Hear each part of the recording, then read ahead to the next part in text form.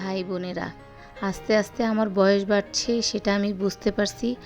আগে যখন লোকে আমাকে এক গাদা জ্ঞান দিতে আসতো, আমি শুনতাম, আবার রেগেও যেতাম, উল্টো আবার কথাও শুনিয়ে দিতাম, আবার ঝামেলা করতাম, এনার্জি নষ্ট করতাম। কিন্তু আস্তে আস্তে আমার বয়স বাড়ছে, এখন আমি শুধু ঠিক আছে বলি। যে আমাকে যাই ওপিনিয়ন দিয়ে যাক, যাই বলে যাক, আমি শুধু বলি ঠিক আছে। কারণ ঠিক আছে বলা ছাড়া আমি আমার দামি এনার্জি নষ্ট করতে পারি না। কারণ আমি খুব বুঝদার, খুব বুঝে যাই সব কথা। আমি সাটাসাট সব কথা বুঝে যাই। তাই এখন খালি একটাই কথা বলি, ঠিক আছে। যে যাই বলুক, এই করো না, ওই করো না, এখানে যেও না, ওখানে যেও না, এরকম করো না, ওরকম করো না, আমি শুধু একটাই কথা বলি, ঠিক আছে।